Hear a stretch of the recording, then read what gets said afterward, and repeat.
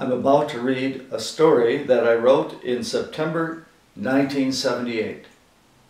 And you may not remember 1978, but all I can remember is that it was a very good year for being in love.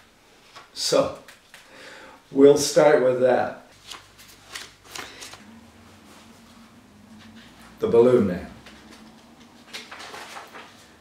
Just the other day, there appeared in the park, the one with the fountain in the center and the pathways winding among the trees and along the stream, a balloon man, a rather large, a rather joyous, a decidedly contented man, with balloons.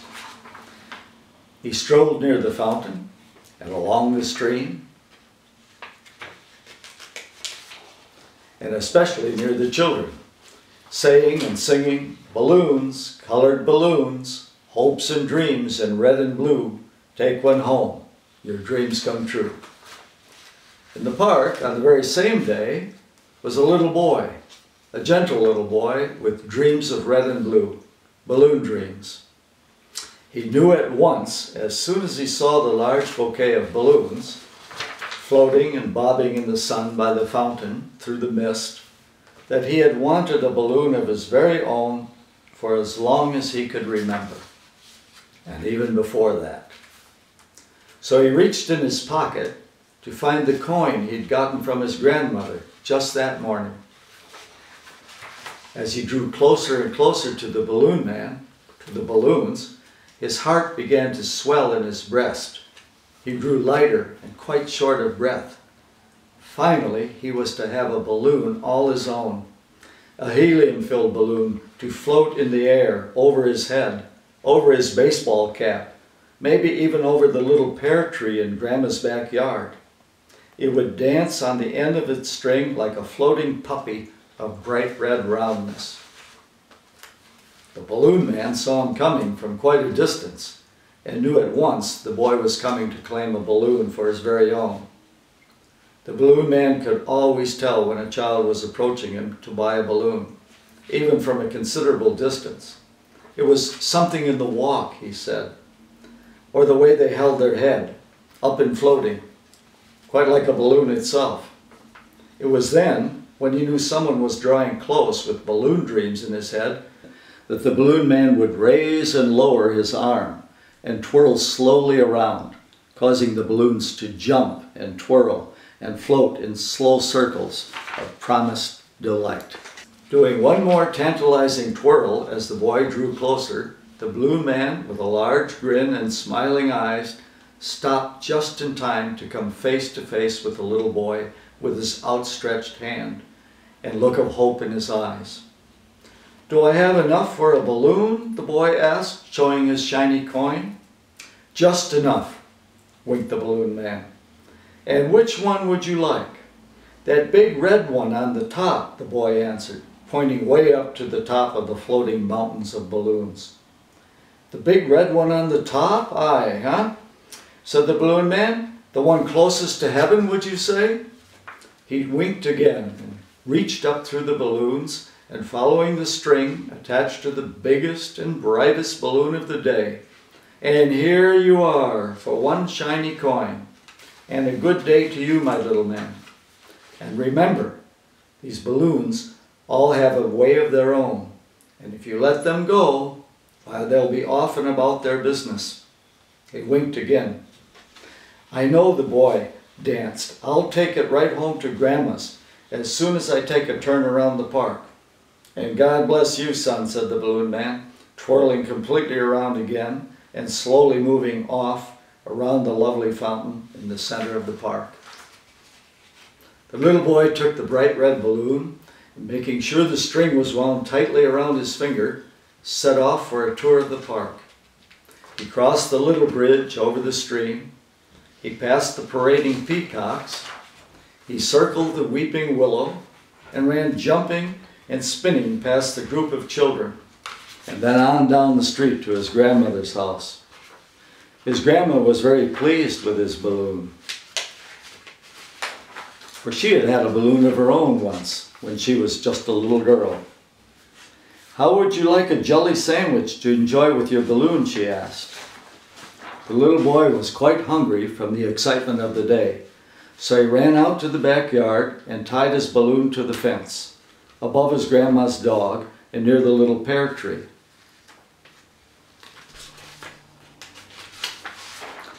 He sat on the back steps eating his jelly sandwich and watching the gentle breezes blow through the pear tree, causing his balloon to dance and play above the fence on the end of its string. And then, just as he had finished the last bit of his sandwich and was wiping his hands on his knees, a sharp, strong breeze came between the houses, around the porch and through the pear tree, over the fence. The balloon danced and jumped and twisted this way and that, and then it began to leave with the breeze, with the singing air, up, slowly higher, lightly dancing, floating away. The little boy watched. He didn't want to believe it, that his balloon was going away. He'd only had it for such a short time. He began to have tears in his eyes and on his cheek. He found himself running past Grandma's house, past his friends on the street, past his favorite oak tree, and into the park, the one with the balloon man in the center near the fountain. The balloon man, again, saw him coming, saw his cheeks where the tears had been.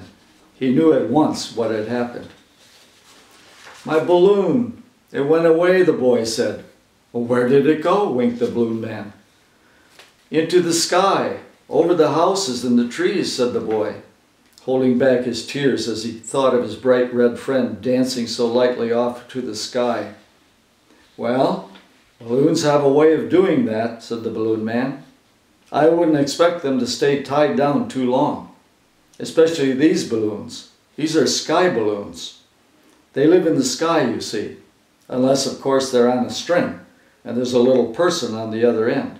Then they live in the sky at the end of the string. But if they get loose, poof, off they go, home, just like a boy late for supper. Why, if you could see it, the sky's full of them. Going home, you see. Floaters they are, heavenly floaters. I just have them here on a visit. They're visiting the end of my strings and resting up there and talking it over." He winked again and twirled slowly around one more time. "So now I suppose you'll be needing another balloon." "But I haven't another coin," said the boy. "I didn't tell Grandma, but my balloon went away." "Well, I happen to have here one free balloon somewhere up there.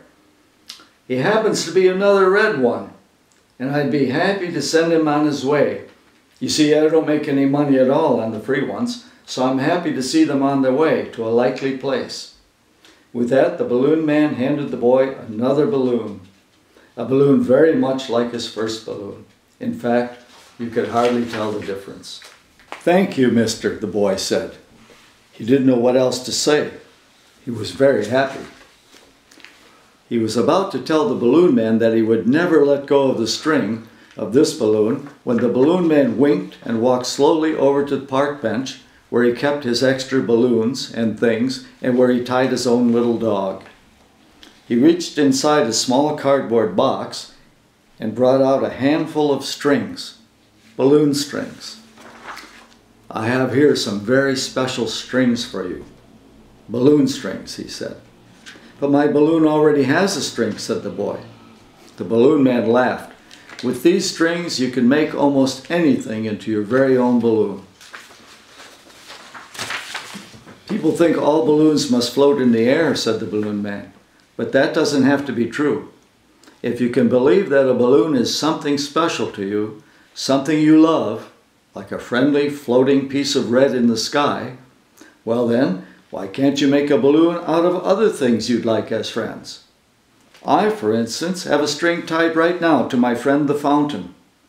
With that, he pointed to a small, barely noticeable string tied to the railing around the beautiful fountain in the center of the park. "So whenever I get tired of just standing and twirling with my pretty rubber balloons, I just wander over to the fountain and take hold of my string, and I have a fountain balloon with gushing water and mist, and the shimmering reflections of children's faces. "But the fountain doesn't float in the air," cried the little boy. "How can it be a balloon?" "You're right," said the balloon man. "The fountain doesn't float in the air. It floats right here on the ground in the very center of this beautiful park. But it also floats with all its magic right in the center of my eyes. And when I close my eyes, I remember it floating wherever I want it to. Why, I once had it floating way up in an airplane, up above the clouds. No one else on the plane knew it was there, but I had it with me just by closing my eyes and remembering my string and my beautiful friend the fountain." "Can I do that too?" the boy asked, "with these strings?" "Of course you can. Anyone can," answered the balloon man. "You don't even absolutely have to have strings, but they help you get started." "Thank you very much," said the little boy again. "Thank you for the magic strings and for the balloon. Grandma will be wondering about me. I didn't tell her I was going." The boy was very anxious to run home and tie a string to his dog and his grandma's pear tree, which he did. For the next several days, he made balloons out of many ordinary things, like roller skates and ice cream cones, his bed, and the pumpkins growing next door. All the things he had grown to care about that summer at his grandma's house. And then, of course, some extraordinary things, like hippopotamuses at the zoo, and mice, and a field of crickets at night. God, in God we trust. And finally, the little girl next door. He began to see, by watching the little girl bounce around on her back porch and run among the pear trees of her backyard, you really didn't need a string at all to think of someone as special as your very own balloon. In fact, you began to see it was better without the strings of a certain length, for his make-believe strings could stretch and twist and twirl and jump and soar to almost any length in most any direction. And with the invisible strings, you could always keep in touch. He was happy to see whole families and friends and partners, all as each other's balloon. Until one day, while playing in the park, he felt the familiar eyes of the balloon man resting gently on him as he played. In fact, he could feel a definite, gentle pull, a very slight tug coming from the balloon man from his gentle gaze. He knew then how it was to be someone's balloon.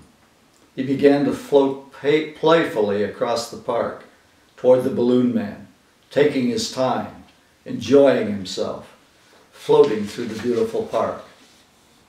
"I see it's you again," said the balloon man. "I see it's you again too," said the little boy. "I've missed seeing you," said the balloon man. "I suppose you've been busy." "Yes," said the boy. "With balloons?" said the balloon man. "With balloons," said the boy. "And have you discovered quite a few?" asked the balloon man. "More every day," answered the boy. "It gets that way, doesn't it?" "It seems that everything in the world is connected in some way," added the boy. "In some way. There must even be invisible strings stretching way up to the stars," said the boy. "Beyond that." "Beyond that?" "Beyond the stars, and beyond the sun and the moon. It's all balloons, you know, invisible strings, any length, any shape you need. Why, even my friend Mr. Mole, who lives over here by my tree, has a special string, a balloon string to the sun. Even though they don't visit often, they still are friends. One floating in the sky, making daylight, one digging in the earth, making mystery. They're connected with a soft and gentle string. A love string, wouldn't you say? A love string? I call them love strings. Do I have them? Everything has them. All the people, and all the animals, and all the earths, and stars, and suns. Everything is a very special balloon, floating just where they need to be on invisible strings. Love strings, said the little boy. Love strings, said the balloon man. The end. Thank you very much.